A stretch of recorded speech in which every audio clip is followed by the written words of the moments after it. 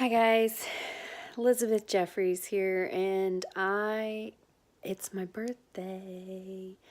I've actually had an incredibly relaxing day, and that's all I wanted today. My husband's at work, and he is doing his thing, saving people. At my work, at home, saving people. No, I got my kids all in bed, but I wanted to start a project on my birthday. Somebody named Ian Leary, who's a firefighter, gave me this good idea on his feed. And I'm here ready for bed, and I was gonna do it, and then I kind of backed out, and now I think I want to do it. I wish there was a way to get good lighting in this room. I just can't do it. Sorry. So we'll just do that. That's as good as it's gonna get, you guys. So today I am hitting 41 years old. And to me, I do feel old. My body hurts. I've got scars. I've got scar tissues. I've got a lot of pain in my body. I've beaten myself up pretty dang good throughout the years. It's been kind of rough lately. So, because I've been in so much pain, sleeping has been difficult. We've had a horrible bed, and so now we have bought a brand new bed. It came today on my birthday, and I'm super excited about that. But as a course, I would really like an attempt to do every day a short little video to introduce you somebody in my life that has made a difference on my life. I also want to tell my life story. The cats are all locked outside because somebody was peeing on something. So here's a little bit about me. I am the only girl in a family with 5 boys and 2 parents. So I had 3 older brothers and 2 younger brothers. I look exactly alike my father and my 2 of my brothers, Alan and Stuart. And they used to call us the triplets for a really long time because we all looked exactly alike. All of us siblings are about 18 months apart. And we were a pretty close family growing up. And a lot of things happened while we were growing up. My dad is an entrepreneur. My dad owns his companies, builds them up, and really succeeds at them.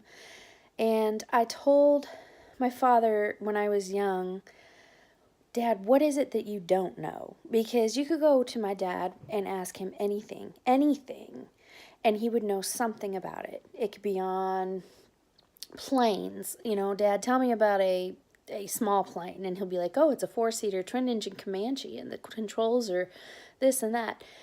But he's a pilot. But then I could also say, tell me about agriculture, Dad.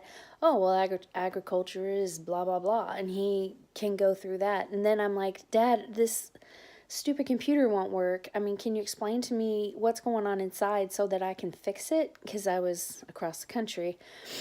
And he can spout it off. You could ask him about anything, health, fitness. I mean, as a child, I thought, this man knows everything. He is a genius, and all I needed to do is have my dad around all the time so he could answer my questions.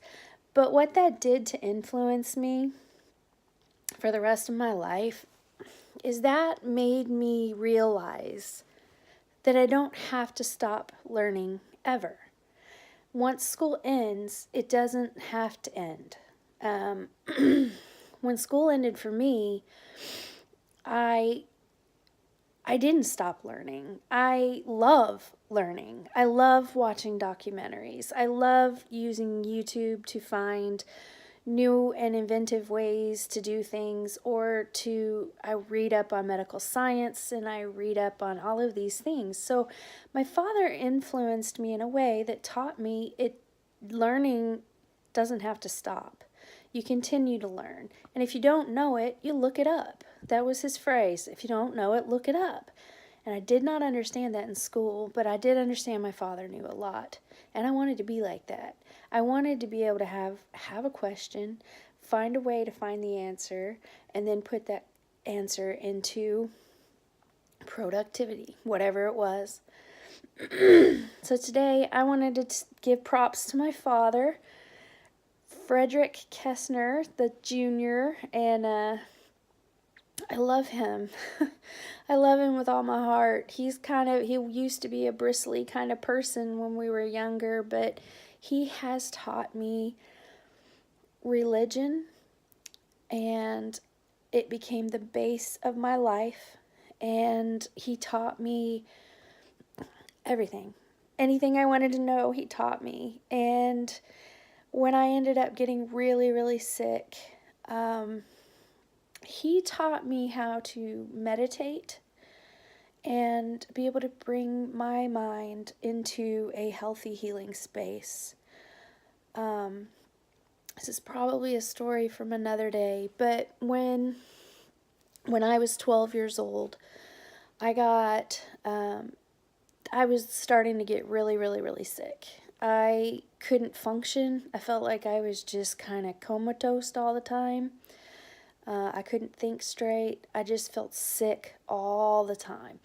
And I had been gaining weight. And so I found out through the doctors that I had hypothyroid disease. And that can cause all those problems. So I got on medications and I went through all of those, and I got pretty sad about dealing with all of this. And I looked at my father and I was like, has anything like this ever happened to you? He's like, yeah, I had cancer. And I went, what? You're the strongest person I've ever known in my life, and you're telling me now you had cancer? When? He says, well, when I was 18 years old, I had melanoma on my chest. I had skin cancer, and they cut it off. He made it so nonchalant. He was like, yeah, they cut it off and gave me medicine, and I don't have it anymore. I was like, wow, well, crap, I didn't know that. And he said, yeah, that cancer actually kept me from being able to join the military, or else I would have been in the Vietnam War, and I might not have ever come back. So that cancer actually saved my life. And that is when the thunderbolt hit. That gave me the concept that I've still used to this day, that you know what, the worst thing that can happen to me can protect me from something even worse. My father having cancer kept him out of the military. He was going to go. He wasn't like gung-ho to go. He was drafted. And when he showed up on his draft date, they said, sorry, we can't take you. You have cancer. And it turned out to be one of the best things in his life, because he started focusing on electrical engineering and entrepreneurship, and it led him into some things. I thought hypothyroidism was the worst thing that could happen to me at that time. I was incredibly wrong. But for that moment, it felt like it was going to affect me for the rest of my life. I was going to be on medications for the rest of my life. I didn't want to have to do that. I didn't want to be that person. So I'm a control freak, as you can tell, and I don't like having things happen that I can't control. And the control got taken from me. And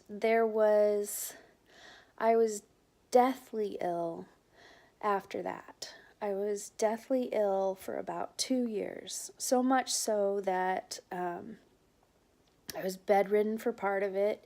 I would attempt to go to school, and I would end up passing out and begging my parents to bring me home. I went to doctor after doctor after doctor after doctor and saw specialist after specialist, and nobody could figure out what was wrong with me. They did realize that it was more than hypothyroidism. So, eventually, it took 2 years. I had doctors say, well, maybe it's all in her head. Maybe she's not really sick. And they kind of started convincing my parents that she might just be making up that all of these symptoms and that she really can get up and get out of bed and go to school and do all of these things. Well, they eventually found out, that I have lupus. At age 15, I was diagnosed.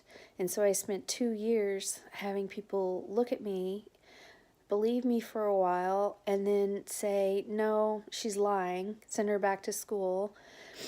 And then to finally get the justification of, oh, no, she has lupus. And it was a definitive diagnosis. And I was like, I told you so. I told you I was sick. I was very happy for about 15 minutes. And then they started explaining to me what lupus was and how it was never going away and how it's going to touch every aspect of my life for the rest of my life. That I would have times that were less annoying or less sick, but that I was going to be sick for the rest of my life. And for that full 2 years, I thought I was going to die. I thought I was never going to make it through this. And I'm still here. I'm 41 now. That was when I was 15 years old to get that diagnosis. And so that was one point in my life that was hellaciously influential. I've had my Ambien, guys, to try to sleep, but I'm still trying to do this video. I'm going to be telling you guys a little bit about my life. I'm going to be trying to tie in family and people I admire and people that got me through it. And it's not just about lupus. It's about many other things. And I just kind of want to share bits and pieces of me this month, since it's the month that I was born. Today is my birthday again. And I'm really hoping that I can get a hold of my father tomorrow and tell him how much I admire the fact that he never stopped learning, that he always had his head in a book, that he was always trying to know more, that he was always trying to push himself to know more, and that gave me the courage to continue to do the same. So, thanks, Dad. I love ya.